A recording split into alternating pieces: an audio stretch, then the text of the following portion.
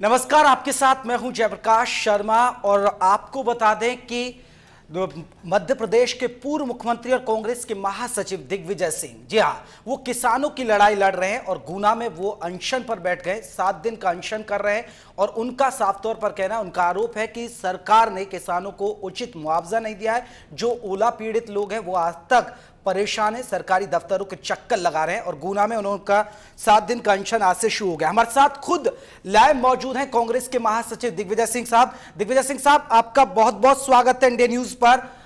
दिग्विजय साहब, मेरा पहला सवाल आपसे यह है कि आप गुना में अनशन पर बैठ गए हैं। कितने किसान हैं जिनकी लड़ाई आप लड़ रहे हैं? कितने ऐसे पीड़ित किसान हैं जिनको अब तक शिवराज सरकार ने मुआवजा नहीं दिया है? पहली बात तो यह है कि इसमें केवल ओला पीड़ित किसानों का ही मसला नहीं है। इसमें पिछले साल सोयाबीन की फसल को जो पूरा सफाया हो गया था वो भी प्रश्न है। तीसरा, पिछले साल आई हुई बाढ़ का पैसा भी आज तक नहीं बट पाया, वो भी प्रश्न है। साथ में बोनी का समय आ गया था, सोयाबीन के बीज उपलब्ध नहीं थे, वो भी मसला है। पांचवा, खाद के बारे में भी शिकायत आती रहती है। पिछले 3-4 साल में काफी बड़े पैमाने पर कालाबाजारी हुई है खाद की। तो ये सभी मसले एक साथ इकट्ठे थे और मैंने 20 जून को ही चिट्ठी लिख दी थी कलेक्टर महोदय को कि इन मसलों का यदि हल नहीं हुआ तो मुझे मजबूरी में 7 दिन के लिए भूख हड़ताल करनी पड़ेगी। आज मैं यहाँ बैठा हूँ, हालांकि प्रशासन कह रहा है कि हमने सारे लोगों को मुआवजा बांट दिया है, लेकिन आज कम से कम सैकड़ों लोग मेरे पास आए हैं कि हमको मुआवजा नहीं मिला है। स्वयं तहसील गुना के लगभग 210 गांवों की सूची तहसीलदार के दस्तखत की हमारे पास है, जिसमें कि केवल 3 गांवों को उसमें मुआवजा मिला है, बाकी लोगों को नहीं मिला है। यानी दिग्विजय साहब, आपको लगता है कि प्रशासन झूठ बोल रहा है? निश्चित तौर पर गुमराह कर रहा है और मुझे इस बात पर भी बड़ा दुख है कि इस सरकार में जबकि निर्देश थे, स्टैंडिंग ऑर्डर्स हैं कि किसी भी जनप्रतिनिधि के पत्रों का उत्तर तत्काल देना चाहिए, लेकिन शिवराज सिंह जी चौहान तो पत्रों के उत्तर देते ही नहीं, एक्नॉलेजमेंट तक नहीं करते हैं। लेकिन साथ में मुख्य सचिव जी को मैंने पत्र लिखा, उसका भी उन्होंने कोई उत्तर नहीं दिया। जिला कलेक्टर महोदय से हम आज सुबह मिले 11 बजे, 11:30 बजे जी। तो मैंने उनसे कहा, उन्होंने कहा कि हमने काफी कुछ कर दिया। मैंने कहा चिट्ठी लिख कर दे दीजिए, लेकिन अभी तक शाम को अभी 7 बजे तक माननीय जिला कलेक्टर महोदय ने भी मेरी चिट्ठी का उत्तर नहीं दिया है। तो ये एक अहम और अहंकार से ग्रसित हो गई है ये सरकार। दिग्विजय साहब, एक चीज मैं आपसे समझना चाहूंगा। मेरा अगला सवाल आपसे ये है कि आपने गुना क्यों चुना? आपने मेरी बात सुन लीजिए। जी जी, कहिएगा। मेरी बात पूरी सुन लीजिए। मैं कह रहा हूं कि यदि पूर्व मुख्यमंत्री और राज्यसभा के सदस्य के बारे में अगर प्रशासन का ये रवैया है तो आप समझ सकते हैं कि आम नागरिक का क्या हाल होगा। दिग्विजय साहब, मेरा सवाल है कि आपने गुना ही क्यों चुना? राजधानी भोपाल को क्यों नहीं चुना? क्योंकि राजधानी भोपाल में आप अनशन पर बैठते तो सरकार पर एक दबाव बनता, क्योंकि अब तो सत्र भी चल रहा है। गुना ही क्यों? गुना मेरा गृह जिला है, शायद आपको मालूम नहीं होगा। बिल्कुल मालूम है। और गुना जिले में ही हम लोगों ने प्रदर्शन किया था और प्रदर्शन करने के बाद जो हजारों किसान यहाँ पर आए थे, तो मेरी जवाबदारी थी कि उनके हक की लड़ाई में लड़ूं और इसीलिए मैंने गुना चुना। जी दिग्विजय साहब, आप एक बड़े लीडर हैं, आप कांग्रेस के महासचिव हैं, आप पूर्व मुख्यमंत्री हैं इस प्रदेश के। आपको नहीं लगता कि अगर आप भोपाल में बैठते, क्योंकि गुना की बात करें, गुना जिला ऐसा नहीं है कि जहां पर किसानों की दिक्कत है, पूरे मध्य प्रदेश में कई ऐसे जिले हैं जहां पर किसानों को मुआवजा नहीं मिला है। तो आपको नहीं लगता कि एक अच्छा मैसेज जाता अगर आप भोपाल में धरने पर बैठते, अनशन पर बैठते और सरकार पर भी दबाव बनता? चलिए, मुझे इस बात की खुशी है कि आप भी इस बात को सहमति प्रदान कर रहे हैं कि पूरे प्रदेश में किसानों को मुआवजा नहीं मिला है। आप भी इसी बात से, मेरी इस बात से सहमत है, मुझे इस बात की प्रसन्नता है। लेकिन मेरा ये प्रयास रहा है कि हमेशा हम लोग जो है जहां से चुनकर आते हैं वहां पर पहले अधिक ध्यान देना चाहिए। तो इसलिए मैंने यहाँ की गुना की समस्याओं को पहले उन पर ध्यान दिया जी। लेकिन मैं एक चीज और आपसे समझना चाहूंगा, क्योंकि बात कही जाए बीजेपी की, तो बीजेपी ये बात कह रही है दिग्विजय साहब, कहीं ना कहीं सियासी स्टंट है दिग्विजय साहब का, और कहीं ना कहीं वो अपने बेटे जयवर्धन के लिए सियासी जमीन तैयार कर रहे हैं। इसमें किसी को आपत्ति नहीं होना चाहिए। तो आप मान रहे हैं कि सियासी जमीन तैयार करने के लिए आपने गुना चुना, भोपाल में नहीं बैठे?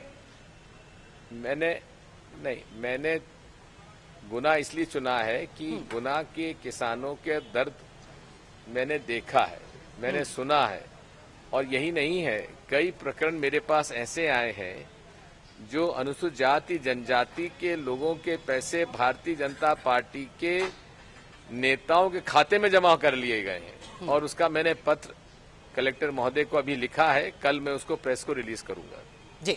लेकिन मैं आपसे एक चीज और जानना चाहूंगा, क्योंकि जिस तरह अभी जब ओला पड़े थे उस दौर में, जब आप लोगों के केंद्र में कांग्रेस की ही सरकार थी, यूपीए सरकार थी, तो शिवराज सिंह चौहान आरोप लगाते रहे, कई बार वो गए प्रधानमंत्री से मिलने गए, प्रधानमंत्री मनमोहन सिंह से उस वक्त, लेकिन उन्होंने मुलाकात नहीं की, और उन्होंने आपकी ही सरकार पर ठीकरा फोड़ा कि केंद्र मदद नहीं कर रही है, इसलिए हम परेशान हैं, इसलिए हम किसानों को मुआवजा नहीं दे पा रहे। पहली बात तो यह है कि पहले केंद्र सरकार ओला पीड़ित किसानों को मुआवजा नहीं देता था, लेकिन यूपीए सरकार ने नियमों में परिवर्तन करके ओला पीड़ित किसानों को भी मुआवजा देने का हम लोगों ने फैसला किया, नीति में परिवर्तन किया। जहां तक शिवराज सिंह जी का सवाल है, वे इस प्रकार के नौटंकी करते आए हैं। मैं खुद वहां मौजूद था। ओला पड़ने के 3 दिन बाद ही मैं कमलनाथ जी, सिंधिया जी और अनेक हमारे वरिष्ठ नेतागण माननीय प्रधानमंत्री जी से मिले थे। माननीय प्रधानमंत्री जी ने कहा कि मैंने मेरी टीम पूरी तैयार कर रखी है, लेकिन माननीय प्रधानमंत्री से मिलने के पहले ही शिवराज सिंह जी ने यहाँ पर धरने पर बैठ गए थे। अभी गुना का ही मसला ले लीजिए, यहाँ पर वे चुनाव में आए थे, कह गए थे, जिस गांव में गए थे उस गांव के किसान मेरे पास बैठे हुए हैं कि बस वोट डालो और उसके बाद पूरा मुआवजा ले लो। तो ये इस तरह के झांसे देने की उनकी आदत है। अब चलिए, उनकी सरकार भी दिल्ली में बन गई है, अब किसको दोष देंगे? क्या मोदी जी को दोष देंगे? लेकिन यही तो आरोप लगा रही है बीजेपी। कांग्रेस यूपीए सरकार ने 550 करोड़ की राशि उपलब्ध करवा दी थी, जबकि उनके पास कैलेमिटी रिलीफ फंड में पहले से पैसा उपलब्ध था। और जहां तक गुना जिले का सवाल है, मेरे पास इसकी पुष्टिकरण नहीं है, लेकिन बताया जाता है कि जो पैसा आया था, यहाँ के जिला प्रशासन ने 2 करोड़ रुपए सरेंडर कर दिए कि हमने सबको बांट दिया है। ठीक है दिग्विजय साहब, यही तो बीजेपी आरोप लगा रही है कि जब उनकी सरकार हमें मदद नहीं दे रही थी, हम चक्कर लगा रहे थे, उनका पूरा कैबिनेट भी और खुद मुख्यमंत्री शिवराज सिंह चौहान उपवास पर बैठे थे, तब दिग्विजय साहब आगे नहीं आए, और अब क्यों आ रहे हैं? कहीं ना कहीं सियासी फायदा उठाना चाहते हैं वो। बिल्कुल गलत है इस बात को, क्योंकि केंद्र सरकार का जो नियम है वो ये है कि मेमोरेंडम दिया जाता है राज्य सरकार के द्वारा, तभी जाकर केंद्र सरकार अपनी टीम भेजती है, और टीम भेजने के बाद राशि मंजूर करती है। 3 दिन के अंदर तो सर्वे ही नहीं हुआ था, बिना सर्वे के कहां से पैसा भेज दिया जाता, कहां से टीम भेज दी जाती? तो इसलिए उस समय केवल नौटंकी करके मुख्यमंत्री जी ने धरने पर बैठ गए थे।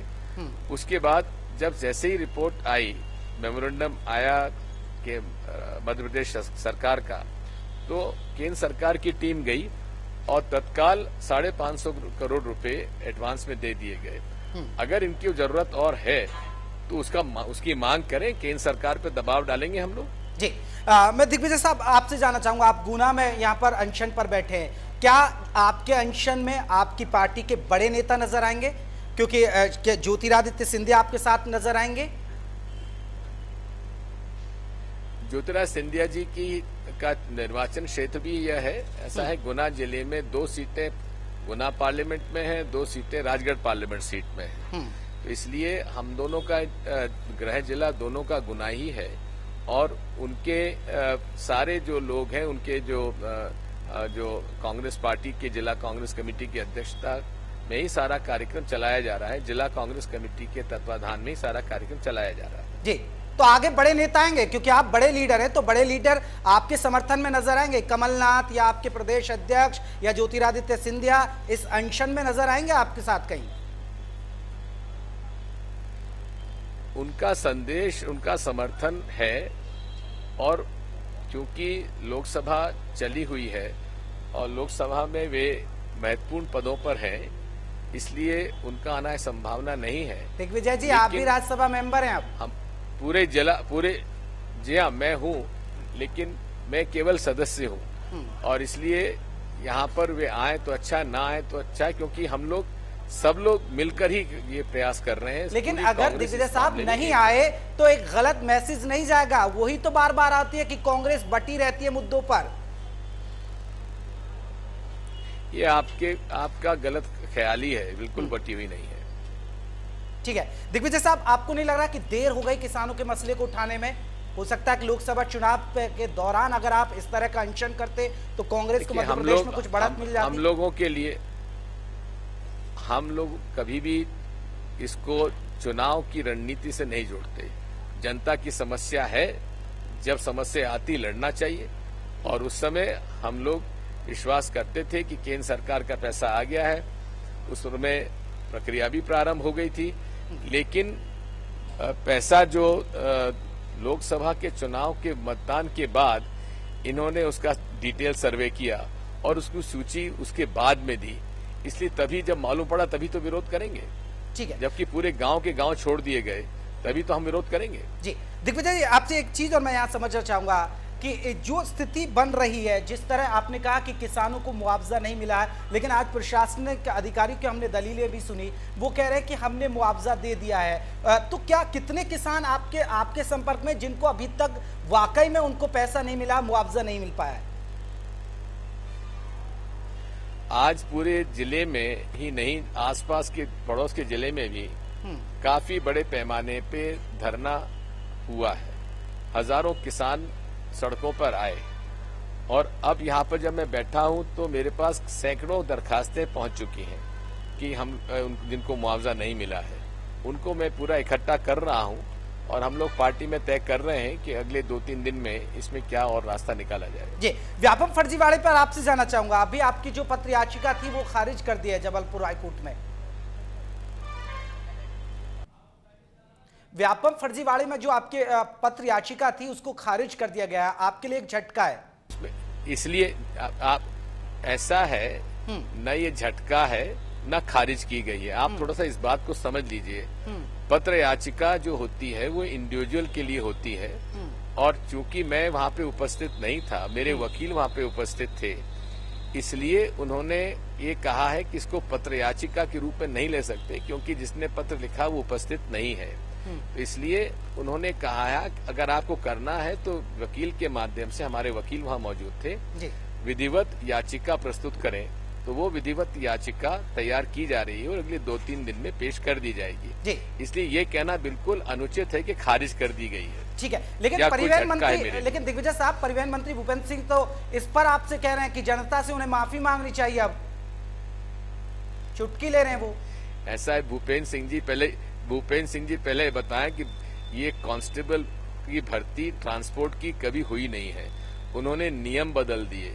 एक एक भर्ती में भूपेंद्र सिंह जी ने कितना पैसा लिया है या उन्होंने नहीं लिया है, तो व्यापम के अंतर्गत जो अधिकारी थे उन्होंने कितना कितना पैसा लिया है, जरा पहले बता दें। जी दिग्विजय साहब, रंग राजन समिति की एक रिपोर्ट आई है जिसमें गांव के लोगों के लिए कहा गया है कि 42 रुपए खर्चा है, वो गरीब नहीं है अगर जो 42 रुपए खर्च करते हैं। शहर के लोगों के लिए 32 रुपए का एक पैमाना रखा है, माफ कीजिएगा, गांव के लिए 32 और शहर के लिए 42 रुपए रखा गया। आप संतुष्ट हैं इस समिति की रिपोर्ट से? सबसे पहली बात तो ये है कि मैं ये कितनी राशि गरीब के लिए चाहिए, कितनी नहीं चाहिए, इस पूरी जो व्यवस्था है इसके से मैं सहमत नहीं हूं। मेरे मत में अलग अलग क्षेत्र में गरीबी की अलग अलग सीमा है। कहीं बहुत ज्यादा गरीबी है, कहीं बहुत कम गरीबी है, लेकिन पूरे इतने बड़े देश को कुछ मापदंड तय कर देना ये अनुचित है। मैं हमेशा इस बात को कहता रहा हूं कि अगर गरीबी देखना है तो उस परिवार में कुपोषण देखिए, उस परिवार के रहने वाली हालत देखिए। आप किसी की शक्ल देखकर बता सकते हैं कि ये परिवार गरीब है या अमीर है। उसके घर की हालत क्या है, उसको पैसे से नहीं आंका जाना चाहिए। ये जो इकोनॉमिस्ट जो इसका आंकलन करते हैं, मैं कतई इनकी बात से सहमत नहीं हूं। अब तमिलनाडु के हालात दूसरे हैं, पश्चिम बंगाल के हालत दूसरे हैं, कश्मीर के हालत दूसरे हैं, गुजरात और के हालत दूसरे हैं। इसलिए पूरे देश को ये कह देना कि ये 32 रुपए इनके लिए पर्याप्त है और 45 लिए उनके पर्याप्त है, मैं इस समूची एक्सरसाइज के विरोध में हूं। मेरा कहना यह है कि कुपोषण किसी भी परिवार के अंदर अगर है, सुन लीजिए। अगर आप सुनना नहीं, अगर आप सुनना नहीं चाहते तो मैं क्या करूं इस बात के लिए। आप अगर मैं बात रख रहा हूं, आप बीच में टोक देते हैं। मैं आपसे ये कह रहा हूं कि मैं इस पूरे आंकलन में कि 32 रुपए किसके लिए ठीक है और 47 रुपए क्या ठीक है, ये बिल्कुल सही प्रक्रिया नहीं है। मैं शुरू से इस बात को कहता रहा हूं कि हर प्रदेश में भी अलग अलग इलाकों में अलग अलग परिस्थितियां हैं।